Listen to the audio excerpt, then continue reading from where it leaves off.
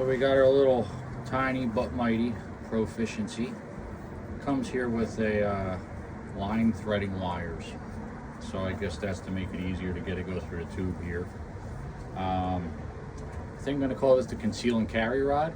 I think it's a good name for it. You want to go fishing in a pond during work, you want to keep it in your truck, make a cast, blow some steam off in the middle of the day, and you're by a pond, that'd be kind of cool. So we'll see what happens here. Gonna cut some zip ties off. I did rip the packaging already. That was my bad. That was not them. You can hear friendly seagulls in the background since I just made bait. And this is kind of like my lunch break, so I figure I'll, maybe try to catch a fish. Ooh, butterfingers. So you got your rod. Reel is actually semi-smooth, believe it or not. Okay, what's this little thing here? Let's see what we got.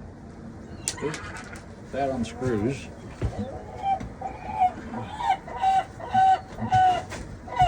And what is this? Ah, these are like little threading needles. That's kind of neat. See them little threading needles that go in there? That way you don't lose them. Pretty neat. I was kind of wondering how I was going to pull this off, but looks like they thought of that. So far, for something to mess around with, I think it's pretty neat. It's actually got metal gears in it, so that's cool. Looks like they're die cast. They're actually well greased, believe it or not. Now, here's my question. Where is the fishing line start? Let's twist the spool off. Find our line. Now this is only 3-pound line. For the mahi tomorrow, I'm probably going to put on 6-pound test just because I don't see this reel and 3-pound line being able to get a mahi in the boat. But I'm going to give it a little more of a shot and a little more of a chance. But for the time being, we are going to use the 3-pound test to try to catch a couple fish at the dock. What I'm using is relatively small, so they're going to be small fish, but let's start small and move our way up and basically stress test this thing until it breaks. So I'll put this back on. Okay, that's ready to go. And sit this back inside the reel that way and see how it sits. It actually sits pretty good. That's cool. Thread's on nice. I'll be honest with you, for 12-15 bucks, it's not bad so far. So I don't think I'm going to use the little threading wire thing. I think what I'm going to do is I'm going to try to use this thing because it looks like it might work better.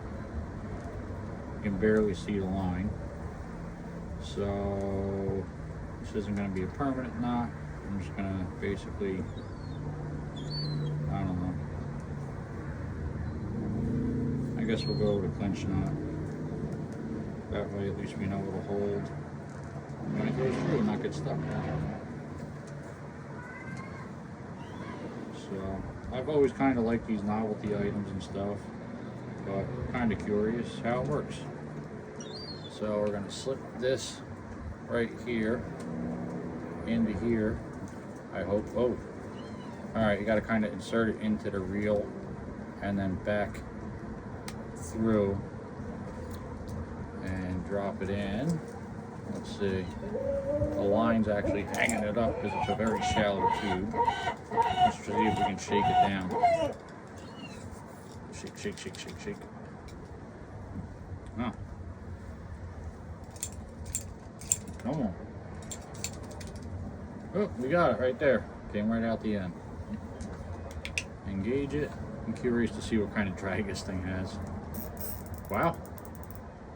I mean, it's not, phenomenal, but you can just about break 3-pound line with it.